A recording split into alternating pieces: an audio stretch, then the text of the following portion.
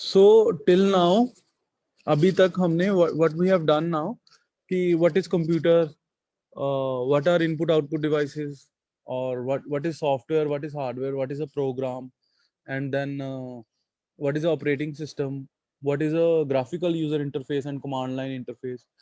uh, we are still left with this storage devices that we'll do discuss in the tute today from I suppose it's from 2 to 3.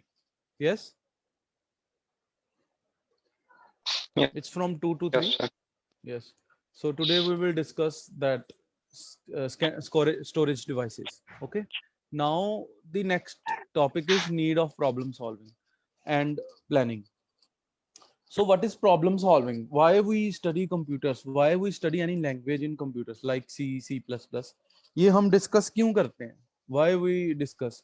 तो जो भी engineers हैं actually they have actually a curiosity to solve problems, है ना? कोई भी problem है, जैसे there is a problem called 8 queen problem.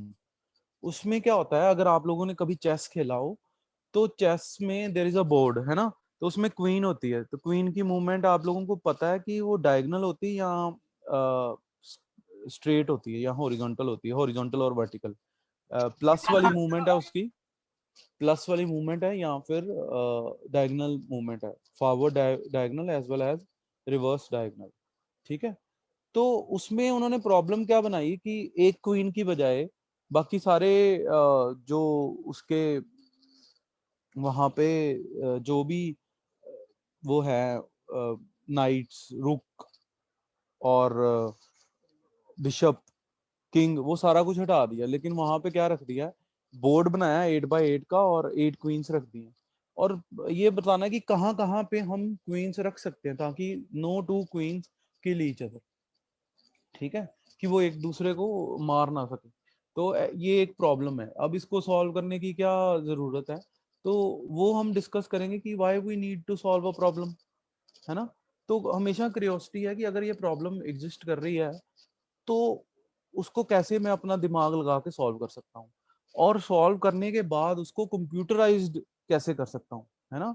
जैसे एक बैंकिंग सिस्टम है, तो बैंकिंग सिस्टम पहले क्या होता था, एक और एग्जांपल दे रहा हूँ मैं. बैंकिंग सिस्टम जैसे हमने डिस्कस किया 8 क्वीन प्रॉब्लम, तो वो डायग्राम नहीं मैं आपको दिखा पा रहा हूँ, लेकिन I will show you later. लेकिन banking system you can understand easily कि उसमें क्या है, पैसे जमा होने हैं और पैसे निकलवाने हैं. मतलब हम डिपॉजिट कर सकते हैं, विड्रॉ कर सकते हैं, और भी बहुत सारे काम उसमें कर सकते हैं. ठीक है, जैसे सेविंग्स कर सकते हैं, है ना? तो इलेक्ट्रिसिटी बिल बैंकिंग में पे कर सकते हैं. तो अब प्रॉब्लम ये है कि उसको हमने ऑनलाइन करना है. ठीक है, जो पहले 10 साल पहले बैंकिंग सिस्टम ऑनलाइन होता ही नहीं था. तो आप एक ब्रांच से दूसरी ब्रांच में जाके, अगर आपका account Amritsar college Amritsar college of engineering वाली ब्रांच पे है, तो आप दूसरी ब्रांच पे जाके विड्रॉ नहीं कर सकते थे इमीडिएटली, क्योंकि उनको डिस्कस करना पड़ता था आपस में और अकाउंट बैलेंस मिलाना पड़ता था, तो बहुत डिफिकल्ट हो जाता था उनके लिए. लेकिन अब ये प्रॉब्लम को सॉल्व किया कि हम इसको ऑनलाइन कर देते सारा. अब प्रॉब्लम सॉल्व होने के बाद जो प्रॉब्लम थी कि हम दूसरी ब्रांच में जाके पैसे विड्रॉ नहीं कर सकते थे, वो अब सॉल्व हो गया. अब घर बैठे बैठे अपना अपने अपने अकाउंट से पैसे ट्रांसफर कर सकते हो किसी और अकाउंट में. ठीक है. सो प्रॉब्लम जो है वो ये नहीं है कि वो प्रॉब्लम ही रहे. हाँ, लाइफ में भी ऐसा होता है कि बात ये नहीं है कि प्रॉब्लम क्या है, बात ये है कि उसका सोल्यूशन क्या है. ठीक है, आप अगर अगर आपको लाइफ में भी ये चीज है कि ये मुझे प्रॉब्लम है, ये मुझे प्रॉब्लम है, अगर हम बार बार उसी को लेके क्रब करते रहे तो we cannot grow in life, है ना? वैसे ही हम कंप्यूटर्स में भी है कि हमने हमारी डिस्कशन रिगार्डिंग प्रॉब्लम नहीं है, हमारी डिस्कशन जो है दैट शुड बी, वो होनी चाहिए रिगार्डिंग दी सोल्यूशन. ठीक है. You must have seen that funny video of there is some a bald बाबा, है ना? वो गंजा सा साधु है. तो he says कि are you in problem, yes or no का ग्राफ उसने बनाया, उसके नीचे फिर बताया कि can you solve it. If yes then solve it, if no then why bother about it, है ना। तो नीड ऑफ प्रॉब्लम सॉल्विंग यही है कि हमें प्रॉब्लम को सॉल्व करना है किसी भी तरीके से, जो भी प्रॉब्लम आती है। प्रॉब्लम इन द सेंस कि आप उसको कंप्यूटराइज करना चाहते हो चीज को, या फिर उसको सॉल्व करना चाहते हो सिंपली, ठीक है। Let's discuss this first. So again,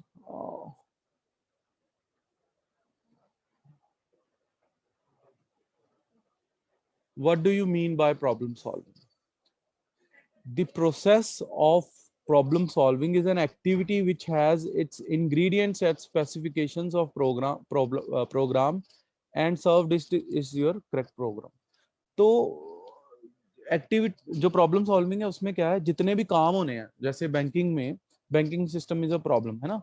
तो उसका प्रोसेस क्या होगा, उसकी एक्टिविटीज की विड्रॉल, डिपॉजिट, सेविंग्स, ये सारे उसके एक्टिविटीज हैं जो उसके इंग्रेडिएंट्स काम करते हैं। और जब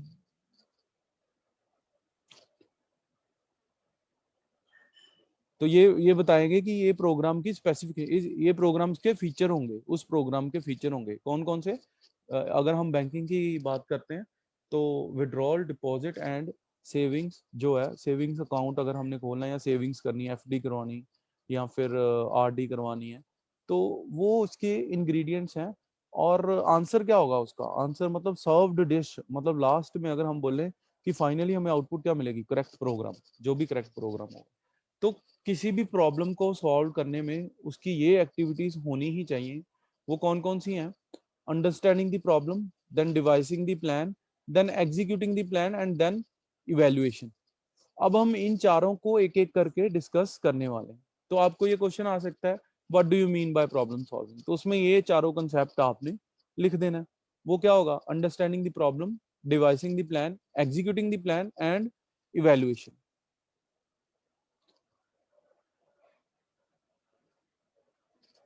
तो एक एक करके हम इसको डिस्कस करेंगे। अंडरस्टैंडिंग द प्रॉब्लम क्या है, तो सबसे पहले तो अगर किसी प्रॉब्लम को सॉल्व करना है, हमें तो पहले समझना पड़ेगा कि प्रॉब्लम है क्या, ठीक है। तो और उसमें डिजायर्ड आउटपुट क्या आएगी, what is the desired output of the code and how that output can be generated, उस आउटपुट पे हम कैसे पहुंच सकेंगे। तो उसमें हमें चाहिए क्या, अगर हमें डिजायर्ड आउटपुट पे पहुंचना है, सॉरी, अगर हमें डिजायर्ड आउटपुट पे पहुंचना है, तो what do we need, we need to generate an output by given input, है ना। तो हमें वो आउटपुट जो है वो देनी पड़ेगी। अब जो ये जो इनपुट है, जो वैलिड इनपुट है, वो सेट हो सकता है या एक सिंगल इनपुट हो सकता है। जैसे सेट का क्या मतलब है, जैसे हाँ, पहले सिंगल इनपुट की बात करते हैं कि सिंगल इनपुट का क्या मतलब है कि अगर मुझे ये प्रॉब्लम है कि मुझे फाइंड आउट करना है कि इम्प्लॉयज की, सारे मेरे जो एक कंपनी है, लेट्स अज्यूम कि मेरी एक कंपनी है, और मैंने फाइंड आउट करना है कि मैं सारे एम्प्लॉयज कब रिटायर होंगे। सेम डे को तो होंगे नहीं सारे, है ना। हर एक का रिटायरमेंट एज क्या है, 60। तो ये प्रॉब्लम है। अब मैं क्या कर सकता हूँ इसमें, इसमें क्या कर सकता हूँ, इनपुट क्या होगी, एज, है ना। तो सिंगल इनपुट है एक, कि किसी एम्प्लॉय की एज कितनी है, तो मैं बता सकता हूँ कि उसकी एज अभी 55 है या 25 है। तो कैलकुलेट करके मुझे आंसर क्या आएगा, उसकी रिटायरमेंट की डेट, है ना, कि ये इस दिन, या फिर उसमें सिंगल इनपुट क्या होगी कि उसकी डेट ऑफ बर्थ, है ना। तो किसी भी एम्प्लॉय की डेट ऑफ बर्थ से मैं ये फाइंड आउट कर सकता हूँ कि उसकी रिटायरमेंट एज क्या होगी। तो here we have a single input, है ना। अब मुझे ये प्रॉब्लम को समझ के ये पता चला, अंडरस्टैंड करके ये पता चला कि इसमें एक ही इनपुट जानी है और एक ही आउटपुट आनी है। ऐसे ही there could be other examples जिसमें मल्टीपल इनपुट्स हो सकती हैं, ठीक है, और मल्टीपल आउटपुट्स भी हो सकती है, ठीक है। तो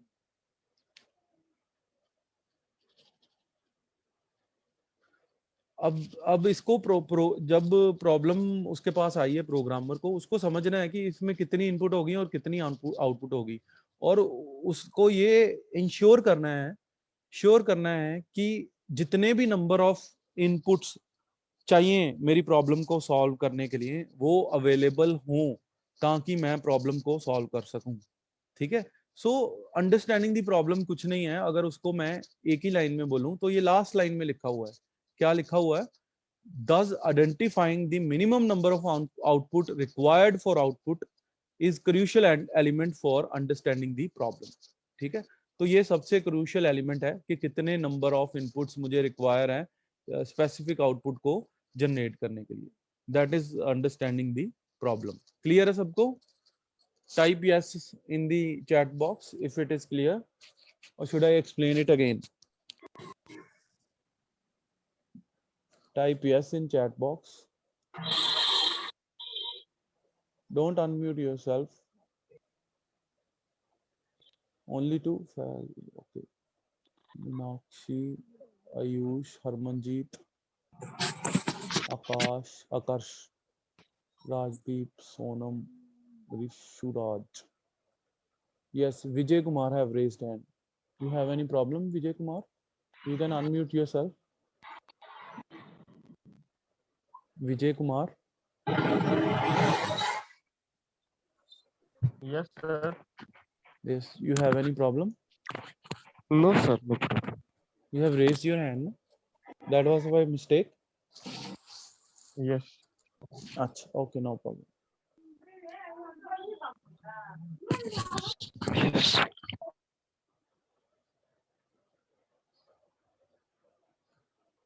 So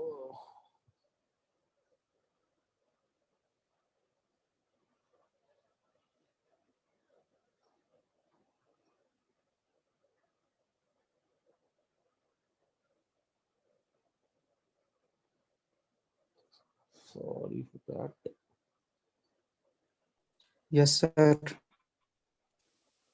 Yes, you have problem. So what do you mean by problem solving? These are the 4 steps that involves in problem solving: understanding the problem, devising the problem, executing the plan, and evaluation। तो first we did understanding the problem। तो इसमें क्या है, problem को समझना है और देखना है कि कितने नंबर ऑफ इनपुट रिक्वायर्ड है हमें आउटपुट को सॉल्व करने के लिए। That's it. फिर हमें प्लान बनाना है, devising the plan. Once the problem has been understood, जब हमें समझ आ गई कि प्रॉब्लम क्या है, proper action plan has to be devise to solve.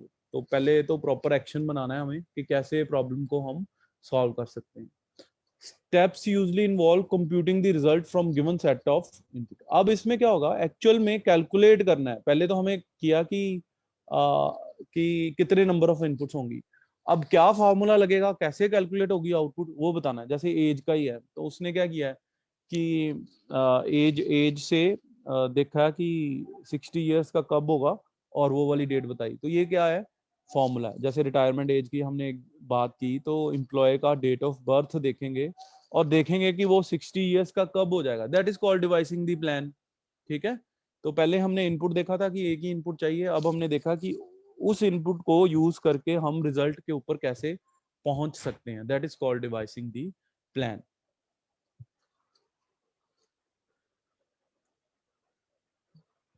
The next is executing the plan। अब इस प्लान को एग्जीक्यूट करना है। once the plan has been defined, it should follow the trajectory of actions while ensuring that plans integrity at various checkpoints। if any inconsistency is found in between, the plan needs to be reversed। तो हमें ये check करना है कि हर एक input के लिए क्या वो सेम बिहेव कर रहा है जो फॉर्मूला हमने बनाया है, या जो इंटरमीडिएट स्टेप था डिवाइसिंग द प्लान, जो प्लान हमने बनाया था, उसको चला के देखना है कि क्या वो वैसे ही बिहेव कर रहा है। ये ना हो कि मेरी एज के लिए कुछ और रिटायरमेंट एज आए और किसी और एम्प्लॉय के लिए कुछ और। तो सबके लिए 60 इयर्स होनी चाहिए, है ना। अगर मैं 32 इयर्स का हूँ तो मेरी रिटायरमेंट एज जो है वो उसके अकॉर्डिंगली आनी चाहिए। लेकिन अगर कोई 24 इयर्स का है, उसकी रिटायरमेंट एज उसके अकॉर्डिंगली आनी चाहिए। लेकिन अगर कोई गड़बड़ है इसमें, तो हमें जो पिछला स्टेप है वो दोबारा करना पड़ेगा। देन है इवैल्यूएशन। तो लास्ट पे हमें देखना है कि जो जो रिक्वायर्ड आउटपुट हमें चाहिए वही मिल रही है, इसमें कोई प्रॉब्लम तो नहीं है। तो अगर प्रॉब्लम है तो फिर से हमें शुरू से सारा काम करना पड़ेगा। तो ये प्रॉब्लम सॉल्विंग के स्टेप्स हैं। अब प्रॉब्लम सॉल्विंग जो मेथोडोलॉजी है उसमें क्या होता है, जब आप किसी कंपनी में काम करोगे, ठीक है, सबसे पहले ये मैं बता रहा हूँ कि उसको एक एफिशिएंट तरीके से करना है ना। एफिशिएंट तरीके का मतलब क्या है, एक ही प्रॉब्लम को सॉल्व करने के बहुत सारे मेथड्स हो सकते हैं, लेकिन हमें कौन सा मेथड करना है जो ऑप्टिमल है, जो बेस्ट आंसर दे रहा है और कम से कम टाइम में, कम से कम एफर्ट में वो काम कर रहा है। क्योंकि कंपनीज को क्या चाहिए कि एफर्ट कम लगे और काम भी अच्छा हो। यस, ठीक है। तो इसमें ये एग्जांपल लिखी हुई है, देखो मैंने ये पीपीटी में, कि यहाँ पे मल्टीपल वेज हो सकते हैं टू क्रैक अ नट। ये समझते हो ना, multiple multiple ways to crack a nut. Do you get? Chand Kumar, Chand Khan, Chand Khan. Yes, sir. Yes, do you have any problem? Yes, sir. क्या प्रॉब्लम बताओ? No, sir. अच्छा, कोई प्रॉब्लम नहीं। अच्छा, No. तो आप ये बता सकते हो, ये जो मैं कह रहा हूँ multiple ways to crack a nut, इसका क्या मतलब है? What, sir? Multiple ways to crack a nut, इसका क्या मतलब है जो लाइन में बोल रहा हूँ?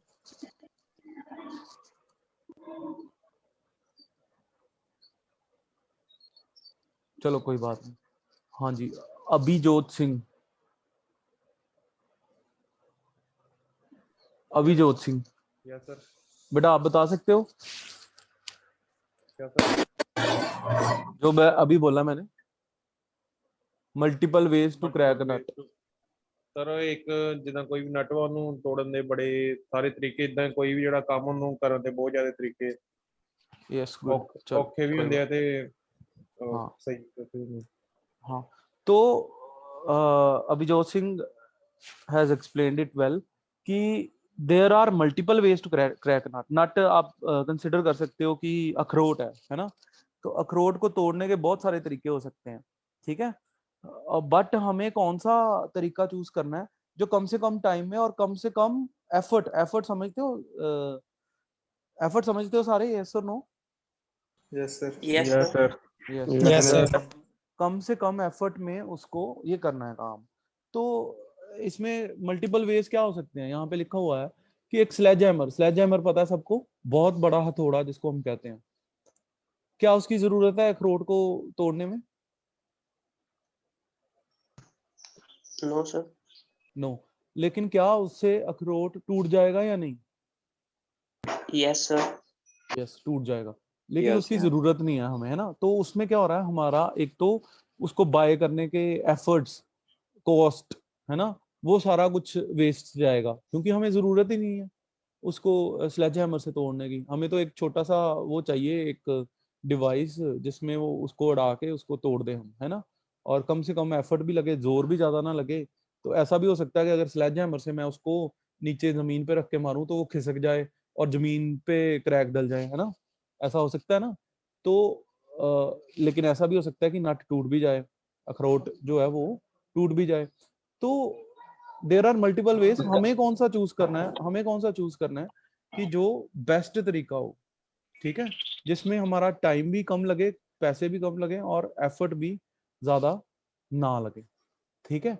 तो वो वाला मेथड हमने चूज करना है। तो अब कंपनीज क्या करती हैं, कंपनीज ने क्या किया है, क्योंकि सॉफ्टवेयर डेवलपमेंट कंपनीज बेसिकली, है ना, उन्होंने क्या किया है, एक सॉफ्टवेयर डेवलपमेंट लाइफ साइकिल बना दिया है। क्या बना दिया है? सॉफ्टवेयर डेवलपमेंट लाइफ साइकिल, जो क्या है, step by step to solve any problem. किसी भी सॉफ्टवेयर को बनाने के लिए उन्होंने ये स्टेप्स बता दिए कि ये मैंडेटरी स्टेप है, हर एक इंजीनियर को करने पड़ेंगे ये वाले स्टेप्स। तभी ये मेथडोलॉजी बना दी कि ये हमारा टाइम और एफर्ट जो है ये बचाएंगे सारा का सारा। हर बार हर इंजीनियर को पता है कि ये उसको करना ही करना है, ये सारे स्टेप्स उसको फॉलो करने ही करने हैं जब भी कंपनी में जाते हैं, जो भी डेवलपमेंट करते हैं। अब डेवलपमेंट जो है एक सिंगल बंदा नहीं करता, पूरी टीम में करते हो। जब आप लोग अगर टीसीएस में या किसी कंपनी में प्लेस हो जाओगे तो आपको एक टीम में डाला जाएगा, एक टीम लीडर होगा, आप सारे उसमें काम करोगे, बाद में आपकी जब प्रमोशन होगी आप टीम लीडर बन जाओगे उसमें, है ना। तो उसमें भी आपको ये सारी टीम को ये लाइफ साइकिल फॉलो करना पड़ेगा, ठीक है, सॉफ्टवेयर डेवलपमेंट लाइफ साइकिल। इसमें अलग अलग तरह के लाइफ साइकिल्स होते हैं, जो एक हम आज डिस्कस करने वाले हैं वो ये है आपके सामने स्क्रीन पे। तो इसका नाम कुछ वाटरफॉल मॉडल जैसे होता है, ठीक है। तो ये क्या है कि पहला स्टेप पूरा होता है, फिर दूसरे पे जाते हैं, फिर तीसरे पे, इसलिए इसको वाटरफॉल मॉडल बोलते हैं, ठीक है। और भी बहुत सारे टाइप्स होते हैं सॉफ्टवेयर डेवलपमेंट लाइफ साइकिल के, ठीक है। तो अब ये क्या है, लाइफ साइकिल है क्या? तो इसमें बहुत बहुत इजी है ये, इसमें कोई डिफिकल्टी नहीं है क्या ये लाइफ साइकिल? कि सबसे पहले हमने प्रॉब्लम की स्पेसिफिकेशन बतानी, कि प्रॉब्लम है क्या, डेफिनेशन बतानी है कि कौन सी प्रॉब्लम मतलब हमने कौन सा सॉफ्टवेयर बनाना है इसमें, ठीक है। कंप्यूटर साइंस में मोस्टली प्रॉब्लम उसको बोला जाता है जिसका हमने प्रोग्राम या सॉफ्टवेयर बनाना है, ठीक है। सबको क्लियर है? Right yes in chat box. अभी तक जो हमने किया क्लियर है सबको?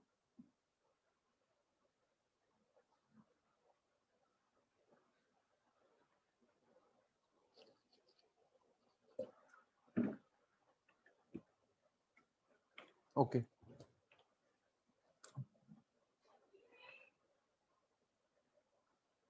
तो सबसे पहला step in software development life cycle वो क्या है? प्रॉब्लम स्पेसिफिकेशन, प्रॉब्लम बतानी क्या है, फिर एनालिसिस करना कि इस प्रॉब्लम ये सॉल्व हो भी सकती है कि नहीं हो सकती। कहीं जो क्लाइंट आया है उसने अनरियलिस्टिक प्रॉब्लम तो नहीं बता दी हमें, और इसमें इसको बोलते हैं फिजिबिलिटी स्टडी। इसका मतलब क्या है कि फिजिबल भी है प्रॉब्लम, पॉसिबल भी है। ये फिजिबिलिटी स्टडी जो है जरूरी नहीं कि इस एस्पेक्ट से होगी कि इसको सॉल्व कर सकते हैं या नहीं। ऐसा भी हो सकता है कि इसमें कोई फायदा भी होगा कि नहीं होगा, है ना। फाइनेंशियल फायदा, फाइनेंशियल मतलब इनकम, है ना, पैसे की फॉर्म में कोई फायदा होगा कि अगर हम इसको बनाएं तो इनकम जनरेट होगी या नहीं होगी। तो अगर नहीं होगी तो फिर वो जो स्टेप, जो सॉफ्टवेयर है उसको बनाने का कोई फायदा नहीं, तो वो कंपनी एक्सेप्ट ही नहीं करेगी उसको। उसके बाद आएगा, अगर ये स्टेप्स होंगे कि प्रॉब्लम है क्या, प्रॉब्लम पॉसिबल भी है या नहीं है, देन प्रॉब्लम को डिजाइन करना शुरू करेंगे। ये हमारा मेन आज का काम है, प्रॉब्लम डिजाइनिंग। उसके बाद आती कोडिंग। कोडिंग कैसे, क्या मतलब है कोडिंग का? क्या मतलब है कि हम इस प्रॉब्लम की जो डिजाइनिंग हो चुकी है उसको यूज करके अब किसी लैंग्वेज को यूज करके इसका कोड लिखेंगे। कोड क्या होता है? Anyone, what is a code? Set of instruction given to a computer software. Very good. Set of instructions given to a computer is called, है ना, कोड। या प्रोग्रामिंग हम बोल दे इसको, कोडिंग भी बोल सकते हैं, प्रोग्रामिंग भी बोल सकते हैं, है ना। क्या डिफरेंट है दोनों, प्रोग्रामिंग और कोडिंग? Same ही है sir. सेम ही है ना। तो ये स्टेप्स फॉलो करने के बाद नेक्स्ट स्टेप क्या होगा कि जो हमने डिजाइन किया था उसका हमने कोड बना दिया है, इम्प्लीमेंटेशन कर दिया है, और उसके बाद हम उसको टेस्ट करेंगे, डिबग करेंगे। डिबग मतलब जो अगर उसमें एरर्स आते हैं, कोई प्रॉब्लम आती है तो उसको डीबग करेंगे, मतलब एरर्स को सॉल्व करेंगे। और टेस्ट भी करना है हमने कि एक अगर इनपुट देते हैं तो क्या आउटपुट आती है, दूसरी इनपुट देते हैं तो क्या आउटपुट आती है, ठीक है। और उसके बाद स्टेप होगा डॉक्यूमेंटेशन। डॉक्यूमेंटेशन क्यों करते हैं? Anyone, do you know this? आपने आपने ये पढ़ा नहीं हुआ अभी तक, लेकिन मैं जस्ट पूछ रहा हूँ कि डॉक्यूमेंटेशन क्या होती है और क्यों करते हैं। अच्छा, क्या होती है मैं बता देता हूँ, क्यों करते हैं ये आप लोग बता सकते हो, है ना। तो डॉक्यूमेंटेशन क्या है कि ये सारे जो स्टेप्स हैं इनको रिटन फॉर्म में उन्होंने एक एक मैनुअल, जैसे लैब मैनुअल होता है आपका, वैसे बना देना है कि हमने ये प्रॉब्लम की डेफिनेशन है, ये उसमें चाहिए, स्पेसिफिकेशन ये है, ये एनालिसिस हमने किया है इसमें, ऐसे प्रॉब्लम को डिजाइन किया है, ये वाली इसकी कोडिंग है, और उसके बाद हमने टेस्टिंग ऐसे की है, डिबगिंग ऐसे की है, और उसके बाद ये हमने डॉक्यूमेंटेशन कर दी। किस किस ने डॉक्यूमेंटेशन की है, कौन इसका प्रोग्रामर था, कौन इसका डिजाइनर था, प्रॉब्लम का एनालिसिस किसने किया, टीम का मैनेजर कौन था, सारी डॉक्यूमेंटेशन जो है वो लिख के रखी है। अब ये करनी जरूरी क्यों है, ये क्वेश्चन सर है। सर क्लाइंट को रिपोर्ट सबमिट करने के लिए, हाँ फाइनल तो रिपोर्ट सबमिट करने हाँ, के लिए। हाँ गलती ये ਦੀ एक ਸਾਰਾ एक ਚਾਂਸ एक ਘਟ ਜਾਂਦਾ, हाँ जी, सॉरी। ਗਲਤੀ ਦਾ ਚਾਂਸ ਘਟ ਜਾਂਦਾ। हाँ ये भी एक, दोनों रीजंस ठीक हैं। और एनीवन? अच्छा, जो मेन इसका पर्पस है तो वो एक तो ये क्लाइंट वाला पर्पस है कि क्लाइंट को सारी रिपोर्ट सबमिट करानी, कि ये काम कैसे करेगा ये भी इसमें लिखा होगा, है ना। कि क्लाइंट तो एक टेक्निकल पर्सन नहीं होगा, वो इंजीनियर नहीं होगा आप जैसे, है ना, तो उसको तो समझ नहीं आएगा कि काम कैसे करना है, तो उसको रिटर्न फॉर्म में देना पड़ेगा और मैनुअल भी समझाना पड़ेगा, पर्सन भी समझाएगा उसको कि ये काम कैसे करेगा। और अगर उसको कोई प्रॉब्लम आती है बाद में, that is called maintenance actually. जब हमने सबमिट कर दिया उसको, तो अगर उसके एंड पे कोई प्रॉब्लम आ रही है उसको सॉल्व करना, दैट इज कॉल्ड मेंटेनेंस। या फिर वो कोई एडिशन चाहता है, जैसे अमेजोन है ना, तो अगर अमेजोन जैसी आप साइट बना के किसी क्लाइंट को देते हो, तो वो बाद में बोलेगा मुझे तो इसमें ऐड करनी है ये चीजें, तो मैं तो टेक्निकल पर्सन नहीं हूँ, मैं नहीं ऐड कर सकता, आप ही करो add, that is called maintenance. ठीक है, that is also a part of maintenance. लेकिन डॉक्यूमेंटेशन जरूरी क्यों है? लेट्स से कि आप टीसीएस में काम कर रहे हो, बाद में आपको ऑफर आ गई अमेरिका से, तो आप तो छोड़ जाओगे, है ना, बड़े ज्यादा पैसों की ऑफर आएगी तो छोड़ जाओगे, तो फिर दूसरा इंजीनियर आएगा, उसको शुरू से शुरू करना पड़ेगा? नहीं, ऐसा नहीं होगा, है ना। तो क्या होगा कि उसके पास डॉक्यूमेंटेशन होगी कि कितना काम हो चुका है अब तक और कैसे किया है, किस किस लैंग्वेज में किया, सारा कुछ उसके पास होगा, तो वो डॉक्यूमेंटेशन रीड करके इजीली आगे कंटिन्यू कर सकता है। क्लियर है ये? बोलो Yes, यस और sir. No. Yes sir. Yes, Yes, sir. sir. Yes, sir. Yes, sir. Yes sir. Okay okay okay. तो अभी इन स्टेप्स को एक्सप्लेन किया है one by one, we are not going into that detail, ये आप लोग खुद you can read it out from PPT. I will send this PPT after the class, you have got all other PPTs जो हमने previous classes में किया है। Yes, sir. Yes, तो ये पीपीटी भी आ जाएगी, लेकिन ये पीपीटी मैंने जहां से बनाई है, जिस डॉक्यूमेंट से बनाई है, वो डॉक्यूमेंट भी साथ में सेंड कर दूंगा, क्योंकि इसमें मैंने मेन हाइलाइटेड पॉइंट्स ही लिखे हैं। ठीक है, तो जो पूरी डिटेल्ड पीडीएफ होगी वो भी मैं साथ में सेंड कर दूंगा। Okay Okay, sir.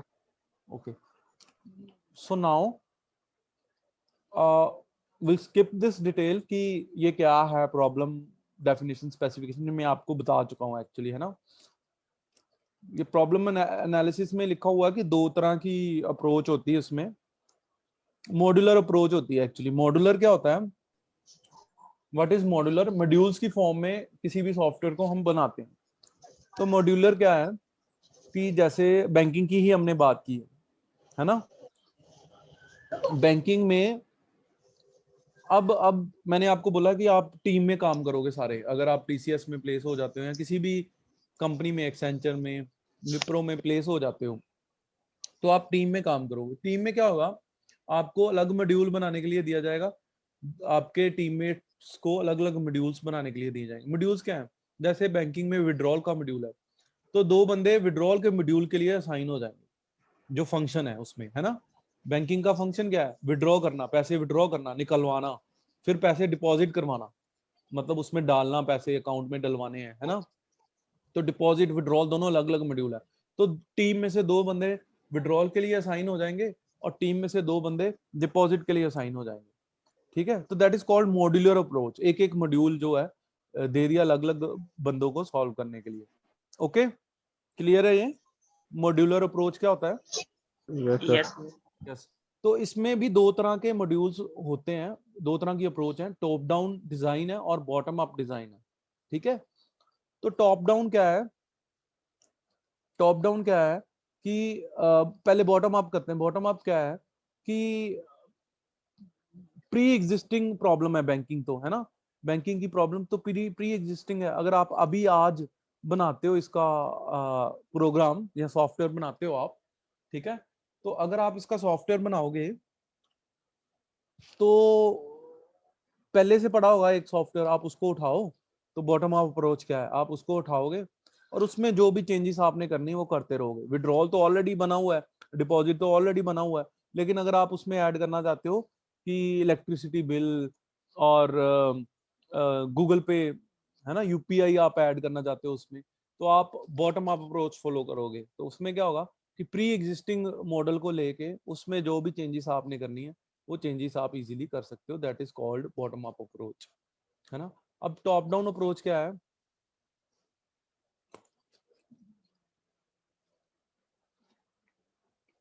तो जैसे पहले मैंने आपको बताया कि ओरिजिनल प्रॉब्लम को डिवाइड किया जाएगा सब पार्ट्स में। बैंकिंग का तो आप एक एक मॉड्यूल सारे जाने, सारी टीम के सारे अलग अलग मेंबर्स जो है वो बनाओगे, that is called top down approach.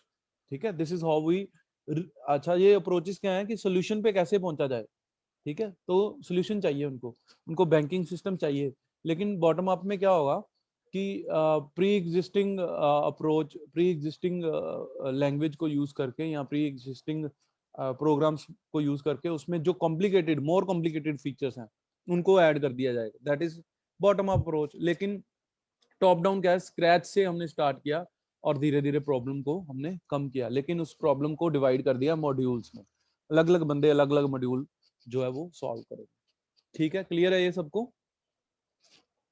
बोलो यस और no. Yes sir. Yes, sir. Sir top down approach new project में इम्प्लीमेंट होता है सर?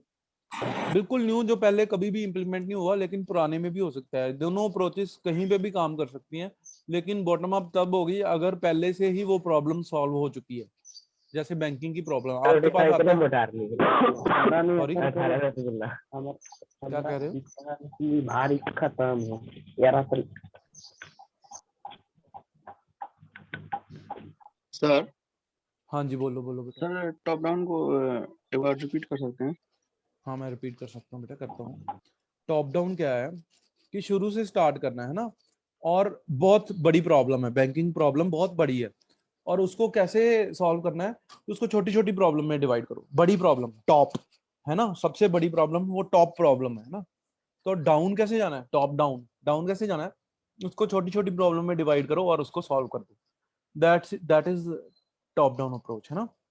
बहुत बड़ी प्रॉब्लम को छोटी छोटी प्रॉब्लम्स मॉड्यूल्स में डिवाइड करो और धीरे धीरे उसको सॉल्व कर दो, है ना। ऐसा होगा कि एक बंदा विड्रॉल का सारा प्रॉब्लम जो है वो सॉल्व कर रहा है कि विड्रॉल को कैसे हमने सॉफ्टवेयर बनाना है उसका, दूसरा बंदा डिपॉजिट का सारा प्रॉब्लम सॉल्व कर रहा। तो टॉप डाउन अप्रोच में बड़ी प्रॉब्लम को छोटी छोटी प्रॉब्लम में डिवाइड किया और सॉल्व किया एक ही टाइम पे, और बाद में हमें रिजल्ट मिला। क्लियर है ये? Okay sir, thank you sir. अब बॉटम अप क्या है कि ऑलरेडी बनी हुई प्रॉब्लम है, ऑलरेडी बनी हुई प्रॉब्लम है, उसमें छोटे छोटे फीचर्स ऐड कर देने बस, और ठीक है। सर न्यू प्रॉब्लम को भी ऐड कर सकते हैं उसमें बॉटम? बॉटम अप में न्यू प्रॉब्लम को कर ही नहीं सकते। न्यू प्रॉब्लम कैसे होगी, जैसे न्यू प्रॉब्लम एक्चुअली कंपनीज में आती नहीं है, ठीक है, ये किसको आती है, मिलिट्री में आती है न्यू प्रॉब्लम्स, उनके सर पास ये, या साइंटिस्ट के पास आती है कि अगर हमने ये मिशन मंगल करना है, तो पहले तो हमने किया ही नहीं हुआ ये, ठीक है। सर तो गेमर्स, जो गेमिंग कंपनी है उसको भी तो गेमर्स आती को है। आती है, हाँ गेमर्स कंपनी को आती है, यस। लेकिन उनके पास भी, जैसे जैसे आप गेमर्स की बात करो तो पबजी है, तो पबजी ने क्या किया है कि उसने bottom up approach I think कि फॉलो किया होगा, क्योंकि मैंने उसकी डॉक्यूमेंटेशन तो रीड की नहीं है, ठीक है, तो मैं ये सोचता हूँ कि उन्होंने किया होगा बॉटम अप। क्यों? क्योंकि ऐसी जो वार जोन वाली गेम्स हैं वो पहले भी आ चुकी हैं, डेल्टा फोर्सेस है ना, और भी बहुत सारी ऐसी गेम्स जो है पहले भी आ चुकी थी, काउंटर स्ट्राइक है यस ना, तो सर। बहुत सारे फीचर्स उन्होंने वहां से उठाए होंगे, लेकिन उनमें उनमें ज्यादा काम ग्राफिक्स का होता है, ठीक है, और other than the programming concept है ना, प्रोग्रामिंग भी होती है उसमें बहुत ज्यादा, लेकिन ग्राफिक्स बहुत ज्यादा इन्वॉल्व होते हैं। अब ये जो मेन मैंने आपको बोला था, हमारा मेन आज का काम है प्रॉब्लम डिजाइनिंग। प्रॉब्लम डिजाइन कैसे होगी, तो ये 3 तरीके हैं जिनको यूज करके प्रॉब्लम को हम डिजाइन कर सकते हैं।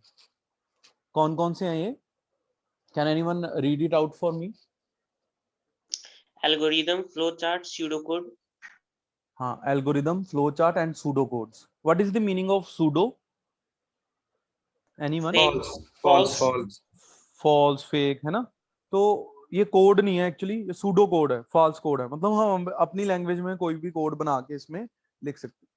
तो सबसे पहले हम डिस्कस करते हैं एल्गोरिदम क्या होता है। तो क्या एल्गोरिदम लिखा हुआ है?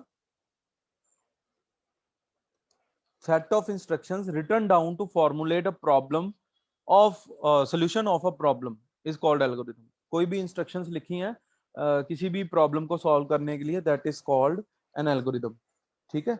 The instructions when followed to write down the code produce the desired output. अब क्या होगा, कोई भी प्रॉब्लम को सॉल्व करने के लिए सबसे पहले हम उसकी डिजाइनिंग करेंगे। डिजाइनिंग क्या करेंगे, उसका एल्गोरिदम बना लेंगे।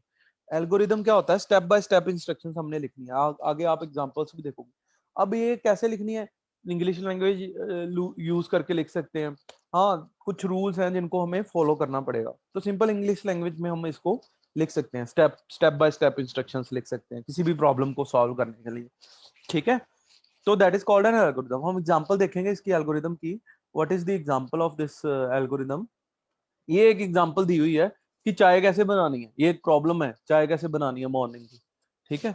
तो उसको अगर मैं स्टेप बाय स्टेप इंस्ट्रक्शंस लिखता हूँ इन एन इंग्लिश लैंग्वेज, तो कैसे लिखूंगा मैं इसको, how do I right this about this. तो ये आपके सामने लिखा हुआ है कि स्टेप 1 क्या है। स्टेप 1 क्या है कि स्टार्ट करना है। तो स्टेप 2 क्या है, pour water in the pan। Step 3 put the pan on gas burner. तो गैस ऑन करनी है, उसके बाद उसको गैस को जलाना है, उसके बाद उसमें शुगर डालनी है पैन में, फिर चाय पत्ती डालनी है, उसके बाद दूध डालना उसमें, फिर उसको फिल्टर करके मतलब वो आपको निकाल लेनी है और सर्व कर देनी है, एंजॉय करना है उसको। और स्टेप 10 क्या है, स्टॉप करना है। ये एल्गोरिदम है चाय बनाने का, ठीक है। और इसके बाद हम देखेंगे, ये तो है एक जर्नल एग्जांपल, हम कुछ टेक्निकल एग्जांपल्स इसमें देखेंगे, लेकिन उससे पहले हमें ये देखना पड़ेगा इसमें 3 कैटेगरीज ऑफ एग्जीक्यूशन होती है। एग्जीक्यूशन मतलब ये चलाने का तरीका जो है, ये 3 तरीके से होता है। वो कौन कौन सा 3 तरीका, ये कोडिंग में भी यही 3 तरीके यूज होते हैं। आपको ये याद रखना है, अभी अभी के लिए मैं बता रहा हूँ, लेकिन आपको बाद में ये याद रखना है, कोडिंग में आपको बहुत काम आएगा ये, ठीक है। तो इसमें 3 तरीके के होते हैं। एक तो है सीक्वेंस स्टेटमेंट। मतलब इसका मतलब क्या है सीक्वेंस स्टेटमेंट का, जैसे ऊपर वाला एग्जांपल था, इसमें हमने क्या किया, एक सीक्वेंस में किया। पहला स्टेप पहले, फिर दूसरा स्टेप बाद में, फिर तीसरा स्टेप, फिर चौथा, फिर पांचवा, फिर छठवां एंड सो ऑन, ठीक है। जैसे आप मैकडोनल्ड्स पे बर्गर बाय करने जाते हो तो एक लाइन बनाओगे, फर्स्ट कम फर्स्ट सर्व होगा वहां पे, जो पहले आया उसको पहले मिलेगा, और एक सीक्वेंस में होगा। ऐसा नहीं है कि कोई भी बार बार घूम घूम के आता रहेगा, ठीक है। तो एक लाइन में होगा सिर्फ, तो that is called a sequence, एक सीक्वेंस में होगा, that is called a sequence statement, okay. दूसरा है सिलेक्शन स्टेटमेंट। सिलेक्शन स्टेटमेंट क्या है, इसमें कंडीशन लग जाएगी। कंडीशन क्या लग जाएगी कि अगर आपके पास पैसे हैं तो आपको बर्गर मिलेगा, अगर पैसे नहीं है तो आपको बर्गर नहीं मिलेगा। That is called a selection statement. Select करना है हमने कि आगे वाली स्टेटमेंट्स जो हैं वो एग्जीक्यूट होंगी या नहीं होंगी। एग्जीक्यूट मतलब चलेंगी या नहीं चलेंगी। सर आप हाँ जी, कंडीशनल स्टेटमेंट्स की बात कर रहे हैं? हाँ, कंडीशनल को भी हम सिलेक्शन स्टेटमेंट्स बोल देते हैं, ठीक है। क्लियर है, यस सर। बोलो। Yes, then yes sir. Then last जो इसमें कैटेगरी है, दैट इज आइट्रेशन और लूपिंग स्टेटमेंट। तो इसमें क्या होगा, कुछ सेट ऑफ इंस्ट्रक्शंस जो है वो बार बार चलानी है आप, until a condition is met, है ना। तो एक कंडीशन जब तक पूरी नहीं होती, हमें ये स्टेटमेंट्स चलाते जाना है, चलाते जाना है, चलाते जाना है। That is called looping statements और आइट्रेशन स्टेटमेंट्स, ठीक है। अब हम और एग्जांपल्स देखेंगे आगे, सॉरी। हाँ, तो सबसे पहले identification of arithmetic and logic operation required for the solution. तो while writing the algorithm for problem, सबसे पहले एक कंडीशन जो इसमें मैंने मिस किया है वो क्या है, ये क्या है, कुछ कंडीशंस हैं जिनको हमें ध्यान में रखना है एल्गोरिदम लिखते टाइम। तो सबसे पहले आपको एल्गोरिदम का नाम लिखना है टॉप पे, ओके। फिर while writing the algorithm for a problem, आप एंड लॉजिक ऑपरेशन जो चाहिए उनको डिफाइन करना है कि प्लस कैसे करना है, माइनस कैसे करना है, और लॉजिकल ऑपरेशंस जो चाहिए जैसे एंड और, वो सारे आपको ध्यान में रखने हैं, ठीक है। They help to write the code in easier manner. अब आप एल्गोरिदम क्यों चाहिए, क्योंकि कोडिंग जो है इजी हो जाएगी अगर हमने पहले से एल्गोरिदम बनाया हुआ है, ठीक है। और क्या है इसमें कि when all this has been done the algorithm writing step, it just make the coding task easier. Coding task को ये इजी कर देता है। अब good qualities of algorithm, qualities of good algorithm ऐसे हम कह सकते हैं कि input output should be defined precisely, तो पूरी अच्छे से पता होना चाहिए कि इनपुट क्या है आउटपुट क्या है, हर एक स्टेप क्लियर होना चाहिए उसका, कोई भी उसमें प्रॉब्लम नहीं होनी चाहिए, ठीक है। Algorithm should be more efficient among many different ways to solve the problem. अब जैसे वो हैमर और स्लेज हैमर की हमने बात की थी, वही बात यहाँ पे है कि जो एल्गोरिदम होगा ना वो बहुत सारे वेज में से एक अच्छा वे होगा प्रॉब्लम को सॉल्व करने का, उसी को यूज करके हमने कोडिंग करनी है, ठीक है। तो जिसमें कम एफर्ट कम टाइम लगे वो एल्गोरिदम उसका हम बनाएंगे। एल्गोरिदम में कंप्यूटर का कोई कोड नहीं होना चाहिए, ये सिंपल इंग्लिश लैंग्वेज होनी चाहिए जिसको यूज करके हम प्रोग्रामिंग का कोड बना सकें। ये एक एग्जांपल आपके सामने दी हुई है, ये टेक्निकल एग्जांपल है कि algorithm to add two numbers entered by user enter करेगा 2 नंबर और उन दोनों नंबर्स को कंप्यूटर ऐड करेगा। अगर इसका एल्गोरिदम हमने बनाना है तो कैसे बनाएंगे? देखो सबसे पहले इसका नाम लिखना है जो नहीं लिखा हुआ हो, तो ऐसे लिख सकते हैं ऊपर कैपिटल्स में addition of 2 numbers. Okay, clear है? Yes sir. Yes sir. Sir algorithm sir English language में ही लिखा जाता है। हाँ ये देखो इंग्लिश लैंग्वेज में लिखी हुई है सारी। यहाँ पे क्या लिखा हुआ है, एग्जाम्पल देखो इसकी। स्टेप 1 स्टार्ट कौन सी लैंग्वेज में आता है? इंग्लिश में, है ना। तो हमें पता चल रहा है कि ये हमने इंग्लिश में लिखा हुआ है स्टार्ट एंड स्टॉप बताना ही बताना है आपने, ये 2 स्टेप्स होने चाहिए इसमें, है ना। और दूसरा स्टेप क्या है, अब हमें पता है कि ऐड 2 नंबर्स करना है, लेकिन यूजर एंटर करे। यूजर कौन होता है? आप या हम या मैं, है ना। तो मैं एंटर करूंगा, कंप्यूटर नहीं बताएगा कौन से 2 नंबर्स ऐड करने हैं, मैं बताऊंगा कौन से 2 नंबर्स ऐड करने हैं, ठीक है। तो उसने क्या लिखा है, वेरिएबल बनाओ। जैसे आप मैथ में क्या करते हो, a इक्वल्स टू 15, तो a क्या है वहां पे? वेरिएबल। a के अंदर कोई भी वैल्यू ले सकते हो, a equals to 15, b equals to 10, तो a b में आप कोई भी वैल्यूज ले सकते हो। तो a b क्या है? वेरिएबल, उनकी वैल्यू चेंज होती रहेगी। ये क्लियर है? Yes sir. Yes sir. Yes. तो क्या किया उसने, declare variables number 1 and number 2 and sum. तीन नंबर्स चाहिए जिसमें हम सम कैलकुलेट कर सकते हैं, एक a एक b और एक c। c में क्या होगा, सम स्टोर होगा। a b में क्या होगा, वो 2 नंबर्स स्टोर होंगे जिनका सम हमें करना है ना। तो उसके a b c की जगह पे हमने क्या कर दिया, सॉरी, a b c की जगह पे हमने क्या कर दिया, num1 num2 and sum. Clear है? Yes sir. यस। उसके बाद हमने नेक्स्ट स्टेप में क्या किया, read values of number 1 and number 2, दोनों की वैल्यूज बताओ क्या होगी। 4th स्टेप में हमने क्या किया, लिख दिया add number 1 and number 2 and assign the result to sum. दोनों को ऐड करके जितना भी आंसर आएगा वो किसको वैल्यू दे दो, सम को। Okay okay sir. तो असाइनमेंट यहाँ पे कैसे होती है, असाइनमेंट कैसे होती है एल्गोरिदम में, एरो के थ्रू। तो हमने क्या किया, num1 प्लस num2 जो भी सम होगा वो किस में चला जाएगा, सम में। सम में।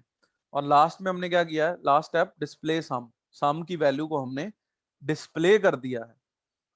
और फिर एल्गोरिदम को हमने क्या कर दिया, स्टॉप।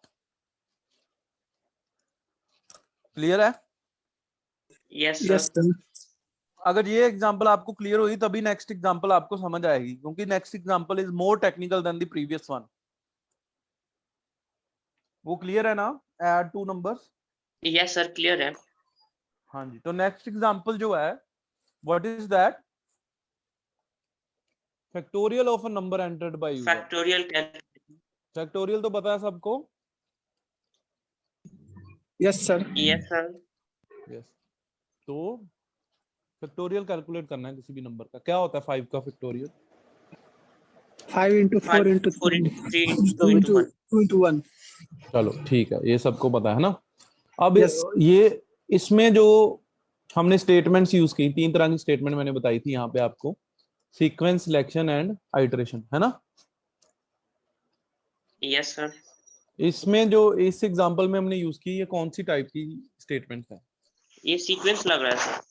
ये सीक्वेंस है, वेरी गुड, ठीक है, ये सीक्वेंस है। लेकिन इस एग्जांपल में हम आइटरेटिव भी यूज करने वाले हैं। ओके। Okay sir. आइटरेटिव क्या होता है? लूप बना सर लेना, बार बार रिपीट करना बार बार साइकिल जैसा। रिपीटिंग है ना, रिपीटिंग, लूपिंग, ये सारे उसका काम है। तो हमने फैक्टोरियल कैलकुलेट करना है। सबसे पहले हमने क्या किया, स्टार्ट, स्टेप 1।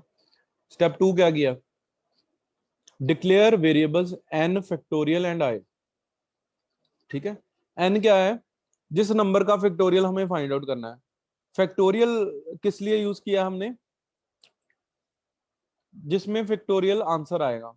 ठीक है, जैसे n क्या होगा 5, फैक्टोरियल आपने क्या बताया answer, 5 into 4 into 3 into 2 into 1, जो क्या होगा 20 + 6 120, है ना। और i यस किस लिए यूज किया ये आप देखोगे आगे नेक्स्ट स्टेप में। सर आई क्या सर? आई बेटा अभी डिस्कस करते हैं।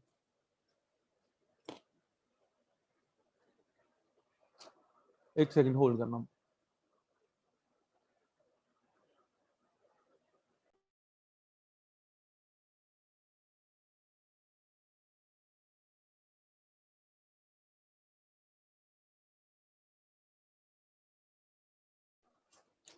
तो ये दोनों पता चल गए, n और फैक्टोरियल।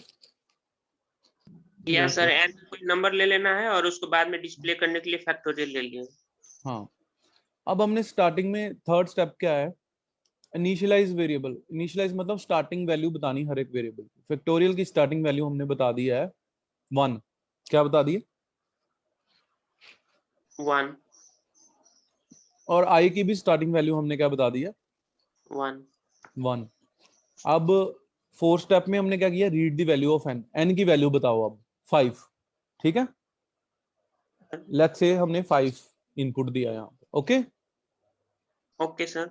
ओके, देन आई हमने क्या किया, देखो, repeat the steps until i equals to 5। I अभी क्या है स्टार्टिंग में 1 1। तो कब तक स्टेप्स रिपीट होते रहेंगे, जब तक 5 ना हो जाए। i की वैल्यू 5 ना हो जाए। ठीक है, i की वैल्यू 5 कैसे होगी, क्योंकि यहाँ पे देखो हमने क्या किया है, i में क्या डाला है, i + 1। क्या डाला है, i I + plus 1। तो जब पहली बार ये स्टेप चलेगा तो i की वैल्यू कितनी हो जाएगी 2, क्योंकि स्टार्टिंग में कितनी है 1। 1। तो रिपीट कब तक करना है, जब तक ये 5 नहीं हो जाती i की वैल्यू। क्लियर है ये? Yes sir. यस। तो अब फैक्टोरियल की वैल्यू क्या है स्टार्टिंग में 1। अब फैक्टोरियल में हमने क्या डाला, 1 इंटू 1, दोनों की वैल्यू 1 है, i की भी 1 है, फैक्टोरियल की भी 1 है। 1 इंटू 1 क्या होगा 1, किस में स्टोर हो जाएगा, फैक्टोरियल में। फैक्टोरियल में, है ना। और i क्या हो जाएगा बढ़ के, पहले 1 है तो अब क्या हो जाएगा 2। तो क्या अभी भी ये 5 के बराबर हो चुका है? नो सर, i की वैल्यू कितनी है, आई की वैल्यू 2 है। 2 है। अब फैक्टोरियल की वैल्यू कितनी आई थी 1, है ना। 1 यस सर। तो 1 इंटू 2 कितना हो गया 2 2। तो फैक्टोरियल की वैल्यू कितनी होगी 2 2। अब याद रखना फैक्टोरियल की वैल्यू कितनी है 2। 2 और i की वैल्यू कितनी हो जाएगी, अब पहले 2 थी अब कितनी 3 हो जाएगी 3। 3 हो और ये जाएगी। स्टेप्स रिपीट होते रहे, दिस इज कॉल्ड लूपिंग, है ना। तो 3 हो जाएगी। 3 क्या अभी भी 5 के बराबर हो चुका है? नहीं हुआ, नो सर। नहीं हुआ। फैक्टोरियल की वैल्यू कितनी आई थी 2। 2 इंटू 3 6 6। और i की वैल्यू 3 थी तो अब क्या हो जाएगी 4। 4 अभी भी 5 के बराबर नहीं आई तो Yes. ये रिपीट होगा।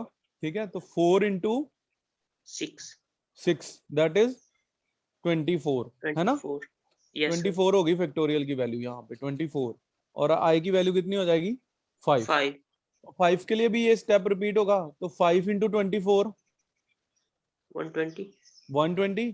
तो फैक्टोरियल की वैल्यू कितनी होगी 120। 120 ठीक है, और i की वैल्यू कितनी हो जाएगी 6। 6 अब चेक करेगा, ये कब तक रिपीट करने थे, जब तक i की वैल्यू 5 नहीं हो जाती। अब तो कितनी हो गई 6, तो अब ये स्टेप्स रिपीट नहीं होगा। नहीं होंगे, नहीं होगा, है ना। और उसके बाद ये लूप कहां तक चलेगी, ये 5.1 5.2 लूप्स के पॉइंट है, लेकिन जो 6 है वो लूप के अंदर नहीं है, तो दोबारा नहीं चलेगा। ये क्या होगा, लास्ट में एक ही बार आंसर आएगा हमारे पास 120। अगर इसी डिस्प्ले को हम लूप के अंदर लिख दें तो हर एक स्टेप का आंसर जो है वो डिस्प्ले होगा आपके पास। जैसे पहले 1 आया था तो 1 डिस्प्ले होगा, फिर 2 आया था 2 डिस्प्ले होगा, फिर 6 आया था 6 डिस्प्ले होगा, फिर 24 आया था 24 डिस्प्ले होगा, फिर 120 आया था 120 डिस्प्ले होगा। हमने क्या किया, डिस्प्ले को लूप से बाहर निकाल के डिस्प्ले करवाया। क्लियर है ये? सर आप ये कहना चाह रहे हैं कि स्टेप 6 हटा के 5.3 डिस्प्ले फैक्टोरियल रखते हैं उस केस में? हाँ उस केस में। Okay sir. क्लियर है सबको? सर रिपीट कर दो। Sir display factorial sir repeat करेंगे। डिस्प्ले फैक्टोरियल क्या है, अब जो लूप के पॉइंट्स हैं, लूप के अंदर है, जो मैं कहूंगा कि रिपीट होंगे स्टेप्स, वो कौन कौन से आप बताओ। यहाँ पे लिखा है रिपीट स्टेप, कौन कौन से स्टेप रिपीट होंगे? Sir 1 sir. 5.1 and 5.2। Yes sir. ठीक है। अगर sir. डिस्प्ले को मैं लिख दूं 6 स्टेप ना लिख के, मैं क्या लिख दूं यहाँ पे 5.3 लिख दूं, डिस्प्ले फैक्टोरियल ऐसे लिख दूं, है ना? Yes sir. तो क्या होगा कि वो भी लूप के अंदर ही कंसीडर होगा, वो भी रिपीट होगा स्टेप। ये समझ में आया? नहीं? चलो मैं दोबारा बताता हूं। पहले सिंपल देखो, अभी क्या होगा कि आई की वैल्यू स्टार्टिंग में कितनी है अभिजोत सिंह? 1 फैक्टोरियल फैक्टोरियल भी 1 1 फैक्टोरियल भी 1 है। ठीक है। अब read the value of N, N की वैल्यू बतानी है हमने, किस चीज का फैक्टोरियल फाइंड आउट करना है, बताओ आप, किस नंबर का करना है हमने? हाँ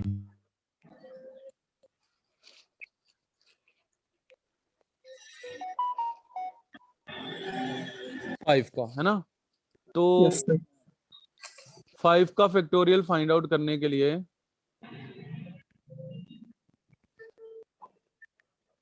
5 का फैक्टोरियल फाइंड आउट करने के लिए नेक्स्ट स्टेप क्या है कि हमने क्या लिखा कि आई तो 1 से स्टार्ट किया है, और आई जब तक 5 नहीं हो जाता ये सारे स्टेप्स रिपीट करने हैं हमने। कौन से सारे? ये दोनों स्टेप 5.1 एंड 5.2। ठीक है, क्लियर है? Yes sir. तो अभी आई की वैल्यू क्या है स्टार्टिंग में? 1। आई की वैल्यू चेंज कैसे होगी? आई प्लस 1 हमने किया, तो फैक्टोरियल की भी 1 है। 1 इंटू 1, 1 इंटू 1 क्या हुआ? 1। फैक्टोरियल की वैल्यू कितनी हो गई? 2 1 इंटू 1 इंटू 1 प्लस नहीं है, 1 सर। 1 into 1 is 1। 1 तो फैक्टोरियल की वैल्यू कितनी हो गई? 1। 1 अब आई को हमने इंक्रीमेंट किया है, इंक्रीमेंट समझते हो? इंक्रीमेंट बाय 1 किया है, बढ़ाया है उसको। कितना बढ़ाया है? 1 से। ठीक है। Yes sir. तो आई प्लस 1 कितना हुआ? 1 प्लस 1 कितना हुआ? 2।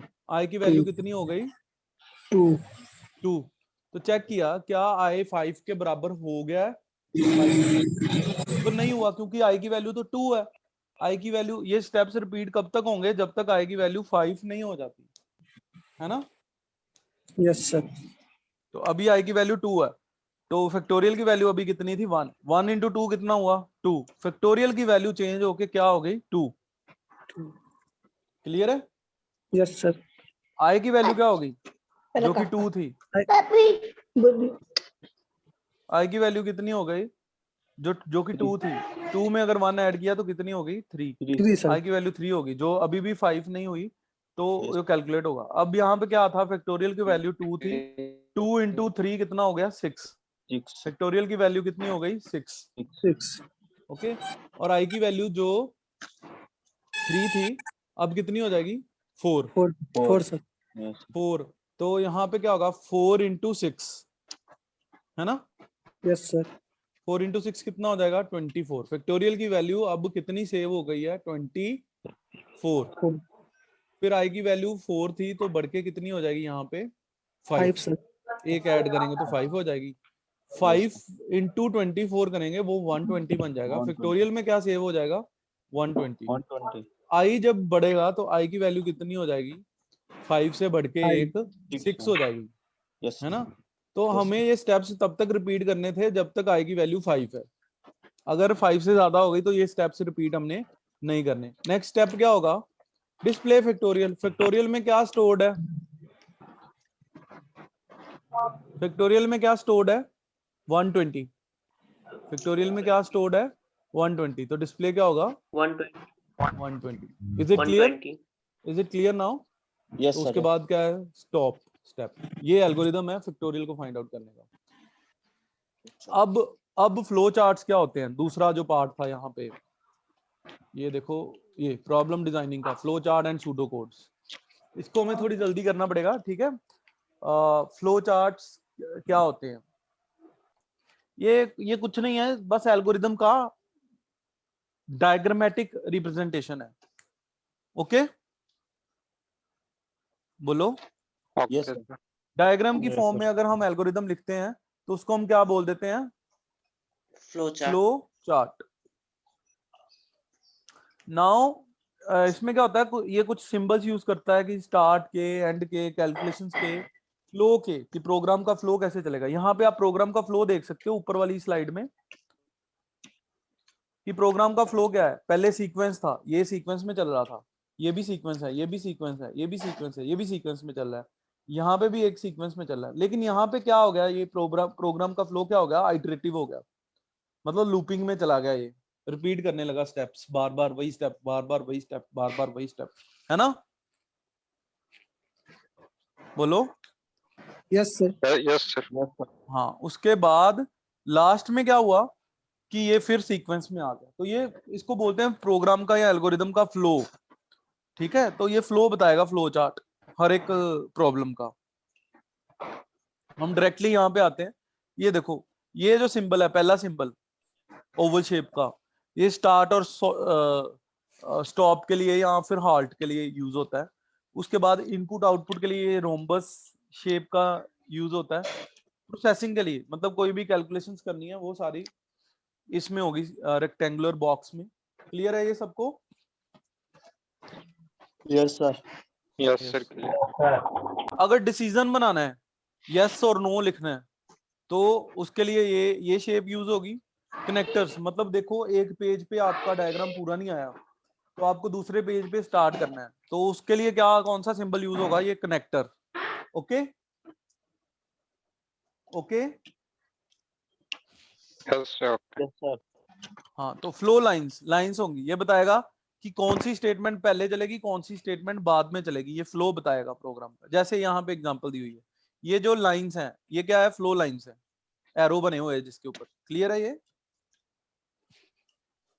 स्टार्ट के लिए ओवल किया है, इनपुट के लिए रोम्बस शेप ये किया है, पैरेललोग्राम किया है, इनपुट के लिए पैरेललोग्राम किया है। उसके बाद डिसीजन के लिए अगर ट्रू है तो ये स्टेटमेंट चलेगी, अगर फॉल्स है तो ये स्टेटमेंट चलेगी। उसके बाद ये कनेक्टर लगाया और उसके बाद ये स्टॉप किया। ठीक है सर ये फ्लो चार्ट में प्रोसेसिंग का डब्बा नहीं है सर? ये प्रोसेसिंग का डब्बा नहीं है, इसमें कैलकुलेट किया ही नहीं है कुछ, है ना। तो यहाँ पे क्वेश्चन क्या है, ये क्वेश्चन देख सकते हो, प्रॉब्लम क्या है यहाँ पे, draw a flow chart to input 2 numbers from user and display the largest of 2 numbers. हमने ये चेक करना है कि दोनों में से बड़ा कौन है। ठीक है, तो क्या किया, इनपुट नंबर 1, इनपुट नंबर 2, पहले ये चलेगा फिर ये चलेगा। ये फ्लो बता रहा है हमें कि पहले स्टार्ट के बाद ये स्टेटमेंट चलेगी, इनपुट 1 के बाद ये स्टेटमेंट चलेगी, उसके बाद ये स्टेटमेंट चलेगी। इसमें क्या चेक किया हमने कि अगर तो नंबर 1 बड़ा है तो ट्रू है, अगर ये ट्रू है तो डिस्प्ले नंबर 1, अगर ये फॉल्स है तो display number 2 is greater, Sir. Otherwise display number 1 is greater. उसके बाद कनेक्ट किया और Sir. स्टॉप कर दिया। यस हाँ जी बोलो। Sir, ये true false का तो symbol एक ही लग रहा है दोनों। दोनों का Symbol एक ही है। सिंबल ट्रू फॉल्स का सिंबल नहीं है, ये जो डिसीजन वाला बॉक्स है ना, जैसे sir. यहाँ पे हमने देखा था डिसीजन वाला बॉक्स है ना, Yes, तो sir. डिसीजन वाला बॉक्स बताएगा अगर ट्रू है तो ये स्टेटमेंट चलेंगी, अगर नहीं ट्रू है तो ये स्टेटमेंट चलेंगी। ट्रू फॉल्स का कोई सिंबल नहीं है, लेकिन Yes, sir. डिस्प्ले का सिंबल है। डिस्प्ले क्या है, ये इनपुट आउटपुट के लिए जो पैरेललोग्राम यूज होगा, इनपुट के लिए भी पैरेललोग्राम है, आउटपुट के लिए भी क्या है, पैरेललोग्राम। Input output Yes. तो सबको पता है ना। Yes, sir. क्लियर है ये? Yes sir, yes sir. अब ये एक यही प्रोग्राम को सी लैंग्वेज में लिखा हुआ है, जो कि अभी हम आज ये नहीं करने वाले। ठीक है, ये अभी आपने इसका बेसिक नहीं किया तो हम नहीं करने वाले। उसके बाद आता है सूडो कोड। सूडो जिसको आपने बोला कि फॉल्स कोड है, एल्गोरिदम नहीं है। तो एल्गोरिदम नहीं है लेकिन ये कोडिंग जैसे भी नहीं लिखा हुआ, ये अपनी तरफ से बनाई हुई लैंग्वेज है जिसको हमें लिखेंगे। जैसे यहाँ पे लिखा हुआ है इफ मुझे पता है इफ आई तो print response sorry if one लिखा हुआ है I am case 1, if 2 print response I am case 2, print response ऐसे ही हमने लिख दिया कि ऐसा प्रिंट होना चाहिए, तो ये सूडो कोड होता है। ओके क्लियर है? इसको और डिटेल में देखते हैं एडवांटेजेस क्या है सूडो कोड के, how to write pseudo code, ये हमने देखना है कि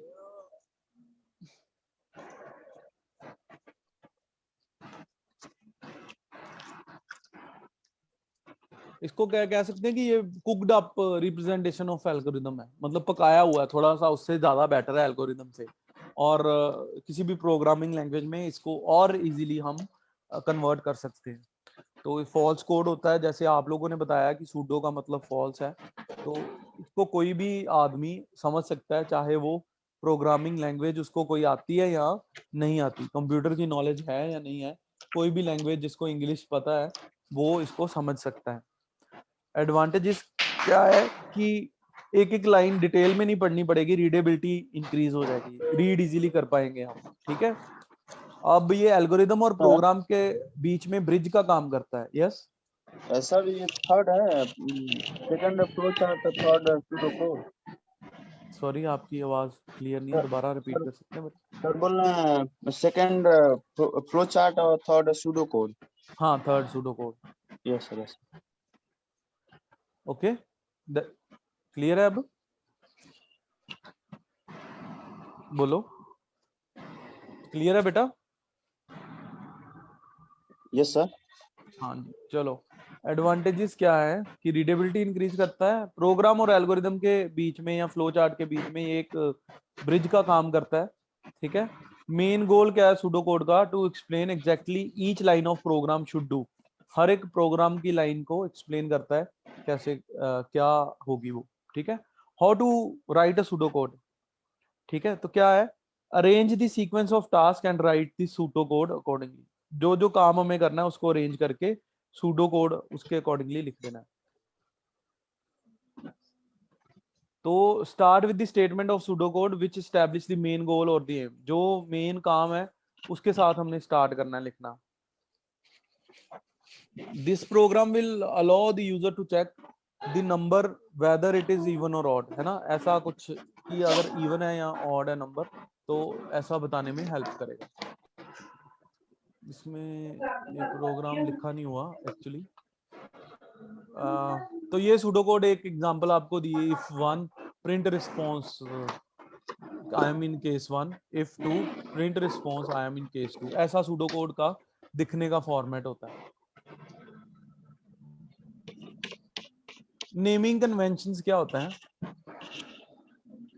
कि नाम अच्छे से लिखना, जो नाम, जैसे अगर आपको प्रोग्राम लिखना है एडिशन का तो एडिशन ही लिखो, उसमें कुछ और ना लिखो, है ना, तो ये नेमिंग कन्वेंशन है। अपर केस जिसको लिखना है उसको अपर केस में लिखो, दोबारा दोबारा, अगर वेरिएबल को आपने ए कैपिटल ए लिखा है तो कैपिटल ए ही हर जगह पे लिखो उसको, ऐसा ना हो कहीं पे कैपिटल ए लिखा है कहीं पे स्मॉल ए लिखा है, ठीक है। और इफ एल्स फॉर व्हाइल ये सारी टर्म्स आप यूज कर सकते हो सूडो कोड में, ये सूडो कोड के कुछ कंडीशंस हैं जो आप वहां पे यूज कर सकते हो। ओके विच पार्ट आपको बेटा रिपीट करना है, कौन सा पार्ट रिपीट करना है?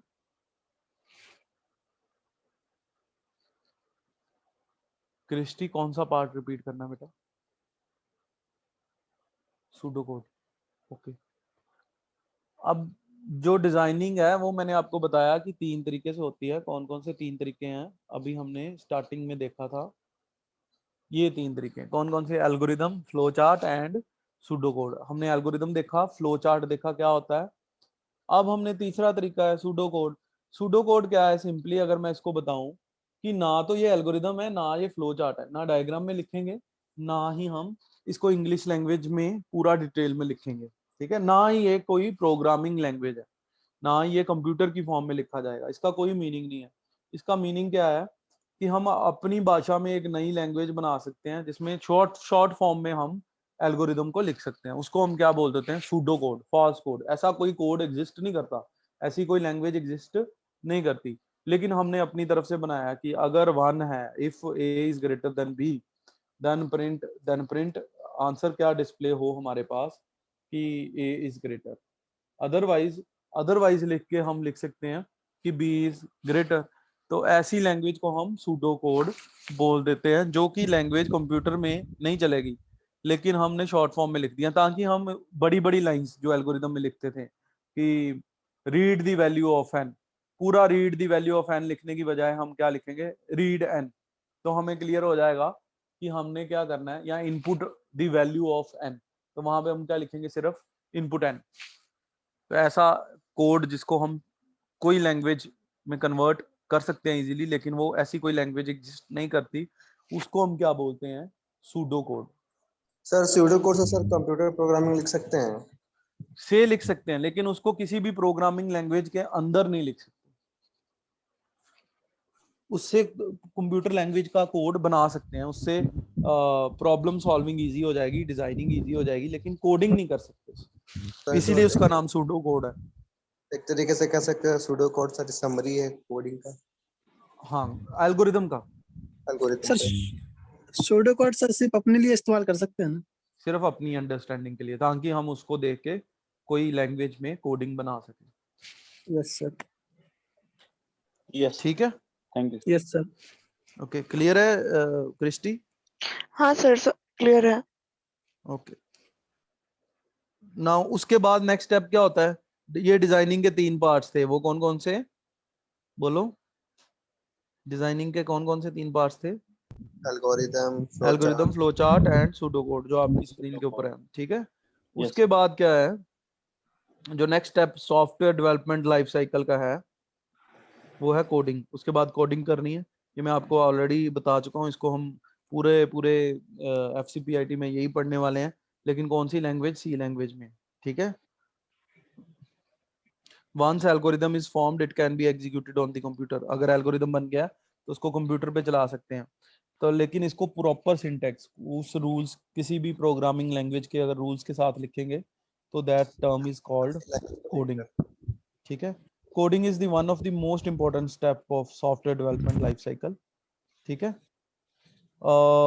It is not only challenging to find a solution of problem, but to write optimize code. अच्छा कोड लिखना, वही कम एफर्ट वाला, ये नहीं हो कि बहुत लेंथी कोड हो, छोटा कोड होना चाहिए, कम लाइंस में होना चाहिए, मेमोरी कम ले लेकिन आउटपुट अच्छी दे, ठीक है।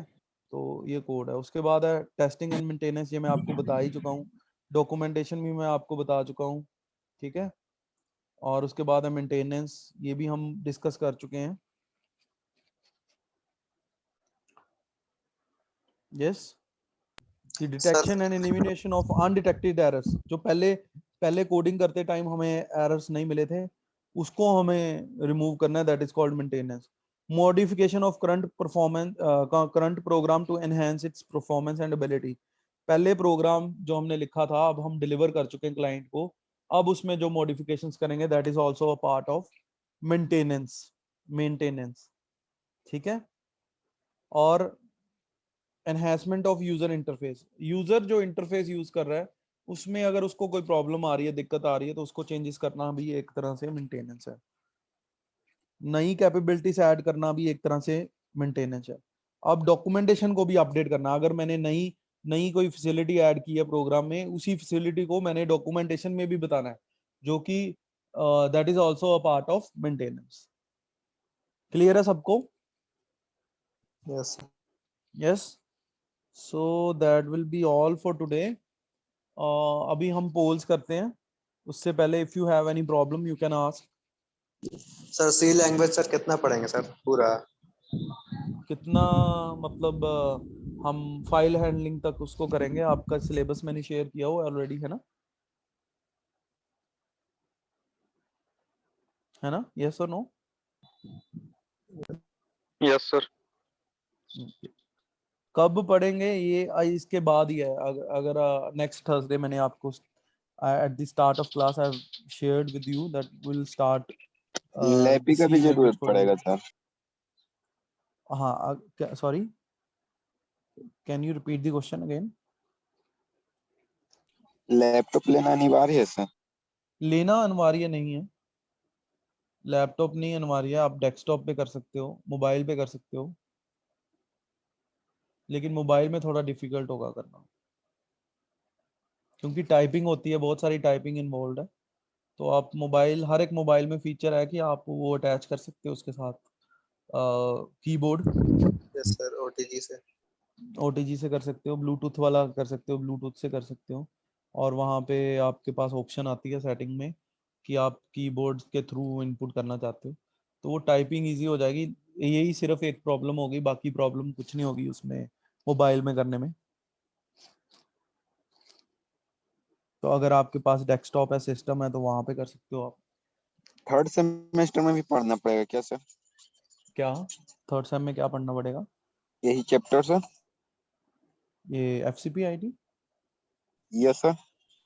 नहीं, FCPIT नहीं होगी, एक तरह से एक सब्जेक्ट है डेटा स्ट्रक्चर्स। तो उसमें ये बताते हैं कि हम डेटा को कंप्यूटर में सेव कैसे करते हैं, ठीक है। तो डेटा स्ट्रक्चर्स में कुछ कोडिंग है, तब आपको करनी पड़ेगी। ये इसी में है आई थिंक, मैकेनिकल और सिविल में है या नहीं, I am not sure. Yes sir. Sir, C programming का use कहाँ होता है? सी प्रोग्रामिंग का Coding यूज में। कहाँ? सी प्रोग्रामिंग का यूज एक तो कोडिंग में होता है, लेकिन ये इसको कहा जाता है मदर ऑफ ऑल लैंग्वेजेस, ठीक है। ये इसको क्या सर बोला? हर जगह यूज होती है, जैसे हाँ, मतलब जैसे कहीं आपका कोडिंग की जरूरत जो है या सॉफ्टवेयर अपडेट। ऑपरेटिंग सिस्टम बना हुआ है, विंडोज बना हुआ है, वो सी लैंग्वेज में बना हुआ है। यूनिक्स, लाइनक्स, ये सारे कहाँ पे बने हुए हैं? यूजिंग अ सी लैंग्वेज बने हुए हैं, ठीक है। तो इसको मदर ऑफ ऑल लैंग्वेजेस बोला जाता है, इसलिए अभी तक ये पढ़ रहे हैं हम। ये पहले सेम में इसलिए पढ़ते हैं ताकि हमें पता चले इसके बेसिक्स क्या हैं। इसको ही यूज करके बहुत सारी लैंग्वेजेस बनी है, जैसे पाइथन है, पाइथन का दूसरा नाम सी पाइथन भी है, क्योंकि सी को यूज करके ये पाइथन बना है। पाइथन तो सुना है आप सबने? Yes, sir. यस हाँ, सर। Yes sir. पाइथन एक प्रोग्रामिंग लैंग्वेज है जो सी को यूज करके बनी है, लेकिन वो कंपैरेटिवली इजी है इससे। तो इसलिए वो उसके बेसिक्स हम पढ़ते हैं सी। और कोई question? Any other question? Shall we Sir, start the polls now? Sorry, yes sir. आपकी आवाज क्लियर नहीं बेटा, जो क्वेश्चन पूछ रहा sir, हूँ। C programming से sir game बना सकते हैं. सी प्रोग्रामिंग में क्या कर सकते हैं? Game? You can write in chat box, उसमें डिस्टरबेंस है बेटा आपकी। ब्लॅक कुर्ता सर पाहिजे रमन प्रीत बहाना की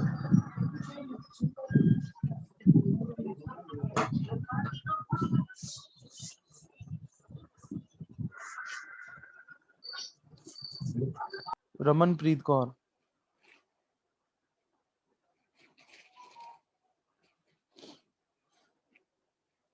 चलो, I am going to start the poll.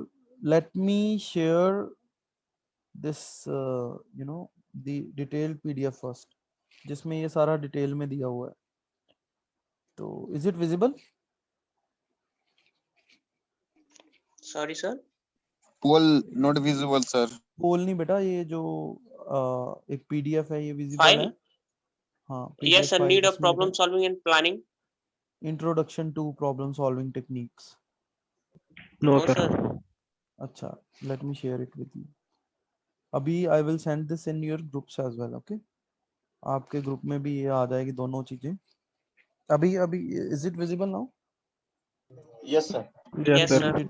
Detail में दिया हुआ है, Yes, यहीं से I have made this PPT, ठीक है। जहाँ पे लिखा हुआ है कि क्या क्या स्टेप्स इन्वॉल्व हैं, और बहुत सारी एग्जांपल्स दी हुई हैं एल्गोरिदम की, largest of 3 numbers, you can practice it from here, है ना। Okay, okay sir. तो ओके ये भी सर। मैं आपके साथ शेयर कर दूंगा। जैसे ये क्वेश्चन आ सकता है, differentiate between algorithm and flow chart, तो यहाँ पे ये थ्योरेटिकल दिया हुआ है ना, तो अंडरस्टैंडिंग के लिए वी हैव पीपीटी, अगर आपको पेपर में लिखना है तो वी कैन रीड फ्रॉम है। सिंबल्स बताए हुए हैं, ओवल किसके लिए है, इनपुट के लिए, प्रोसेसिंग के लिए कौन सा, डिसीजन मेकिंग के लिए कौन सा, फ्लो लाइंस के लिए, कनेक्टर्स के लिए, और ये एग्जांपल्स बताई हुई हैं, और फ्लो चार्ट्स की और भी एग्जांपल्स बताई हुई हैं बहुत सारी। क्लियर है? Yes sir. Yes, sir. Yes, sir. चलो, I am going to stop sharing and then we'll have polls.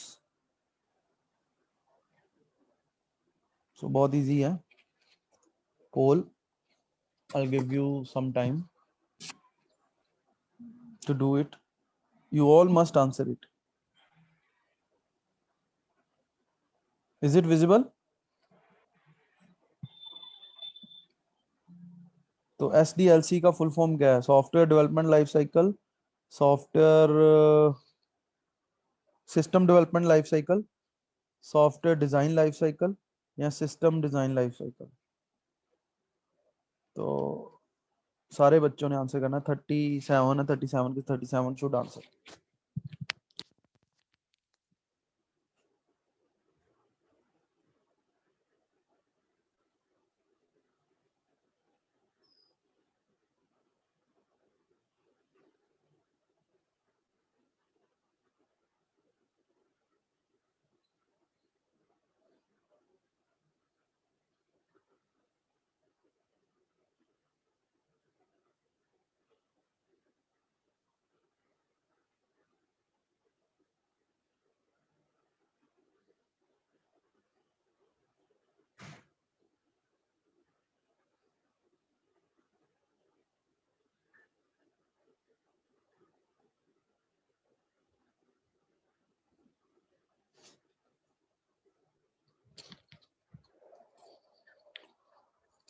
चलो, अभी भी 3 स्टूडेंट्स पढ़े हैं जिन्होंने आंसर नहीं किया। कर दो बेटा answer.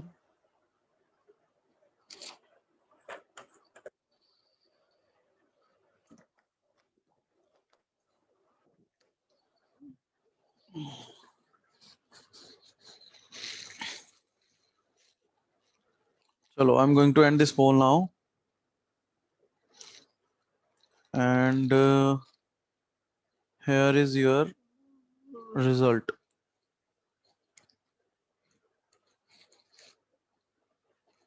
Can you see that? Yes sir. So the right answer is software development life cycle. 4 बच्चों ने किया सिस्टम डेवलपमेंट लाइफ साइकिल, 3 बच्चों ने किया सिस्टम डिजाइन लाइफ साइकिल, और 3 बच्चों ने किया system design life cycle, software design life cycle. तो पूरी पूरी क्लास में हमने सिर्फ यही डिस्कस किया है, सॉफ्टवेयर डेवलपमेंट लाइफ साइकिल। ठीक है? आई डोंट नो कि आप you must not be paying attention, तो इसलिए ये गलत हुआ होगा। Next pole.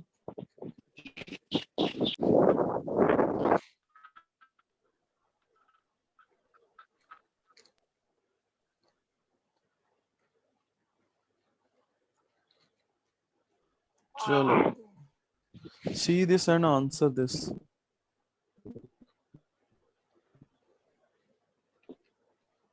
What is the question? Dash provides the pictorial, picture की फॉर्म में है ना, pictorial representation of given problem. किसको पिक्चर की फॉर्म में हम प्रॉब्लम को सॉल्व करते हैं? फोटोज लगी होती है उसमें, है ना, शेप्स बनी होती है।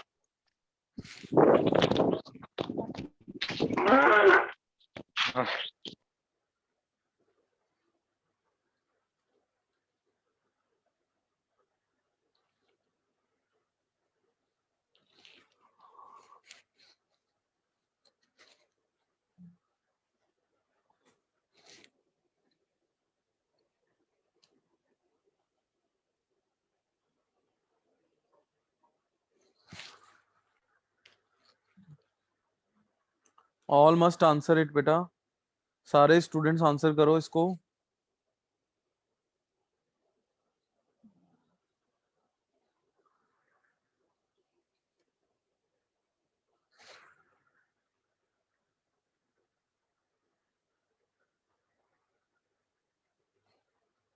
चलो, I am going to end this now.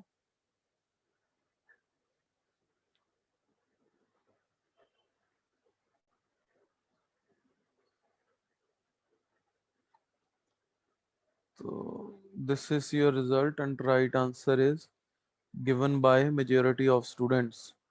That is flow chart. Flow chart जो है वो shapes की form में pictorial representation है किसी भी given problem की. Okay? All of these नहीं है. Picture की form में नहीं होता algorithm. ना ही pseudocode pictures की form में होता है. ये तो written होता है ना. तो 4 ने एल्गोरिदम कर दिया, सपोज ये गलती से किया हुआ, 3 ने सूडो कोड किया, किसी एक स्टूडेंट ने ऑल ऑफ दीस किया. लेकिन right answer is flow chart.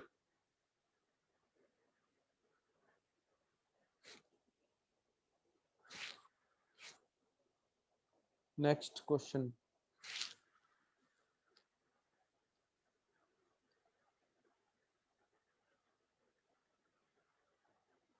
इसमें 2 क्वेश्चंस होंगे एक्चुअली, दोनों आंसर करने हैं आपको.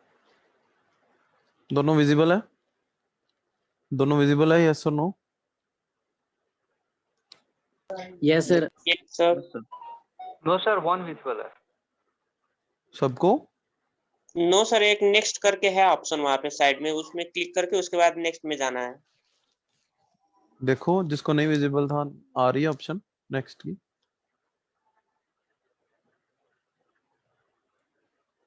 बोलो, सबको आ रही है? दोनों विजिबल है बेटा, यस और no? No sir. No sir.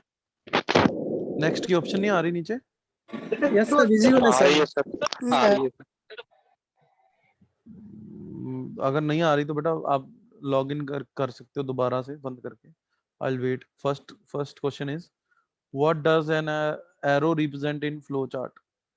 तो डिसीजन मेकिंग के लिए काम करते हैं एरो, डेटा फ्लो के लिए, स्टार्ट के लिए एरो काम करता है या स्टॉप के लिए. दूसरा क्वेश्चन है when algorithm to be used. Computers के लिए सिर्फ या कोई भी प्रॉब्लम सॉल्व करने के लिए, any time to design solution to a problem, या फिर ओनली विद प्रोग्रामिंग, या फिर ओनली विद फ्लो चार्ट्स. किसी भी प्रॉब्लम के लिए कर सकते हैं एल्गोरिदम या नहीं कर सकते. सारे स्टूडेंट्स आंसर करो. अभी तक 13 ने किया है.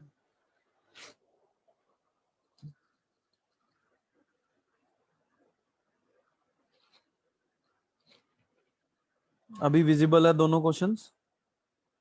यस सर, मैंने रिस्पॉन्ड कर दिया दोनों. क्रिस्टी?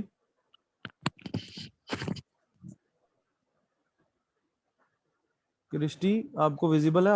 आपको नहीं विजिबल थे दोनों?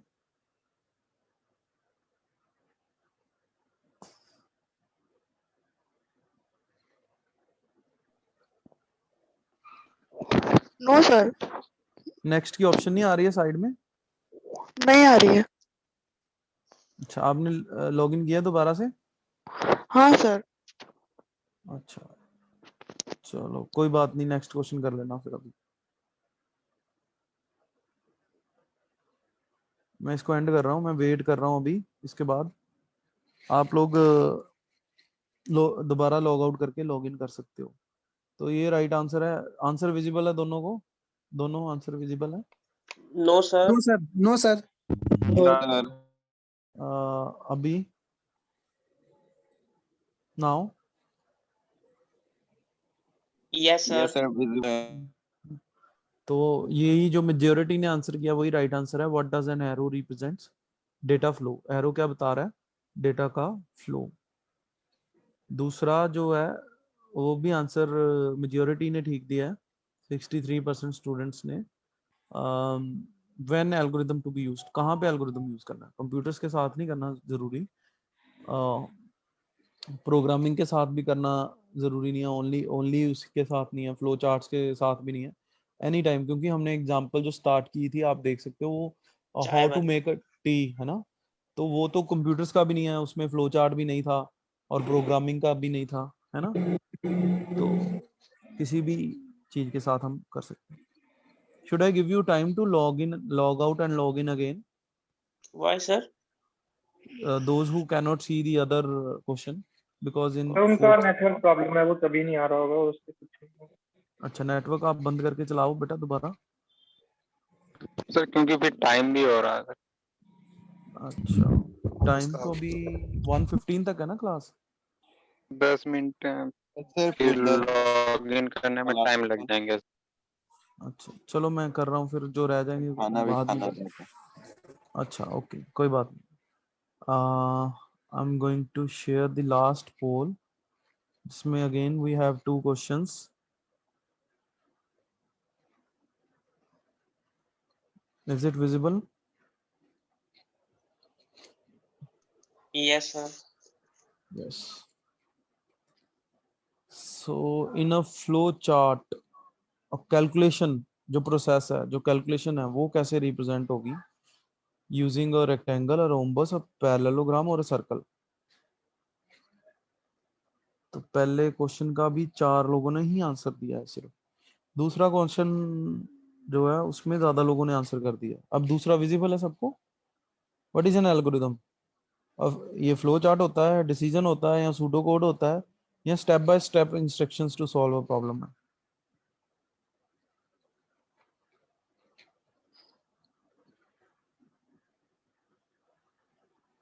तो अगर आप ध्यान से क्लास को सुन रहे थे, then only you will be able to answer the questions.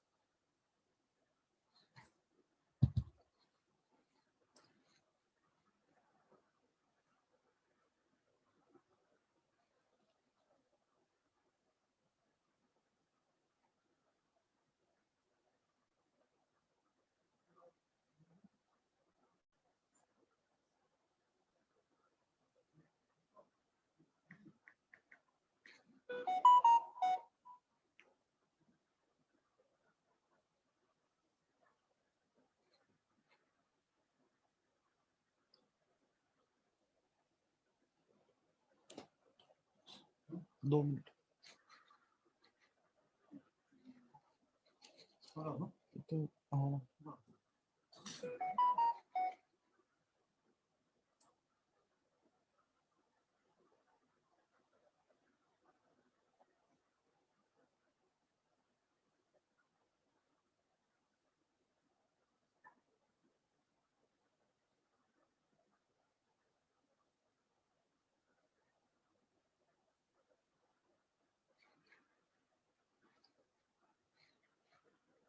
चलो, I'm going to end this poll now,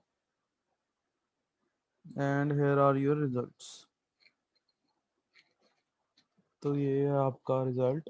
कितने फ्लो चार्ट जो है वो, उसके कैलकुलेशन जो है वो रेक्टेंगल के साथ होता है। ये मेजॉरिटी का आंसर ठीक है। What is an algorithm? Step by step instructions to solve a problem. Majority का आंसर ठीक है। ओके, क्लियर है सबको? Any other doubt? No, sir. No sir. Should I end this meeting now? Yes, sir. Okay, sir. Okay sir. 220 से tweet है sir. Sorry, 220 से tweet है होगा। 226 क्या है? ट्वीट सर ट्यूट है हाँ, 220 से 350। ट्यूट कहाँ, कितने बजे हैं? 220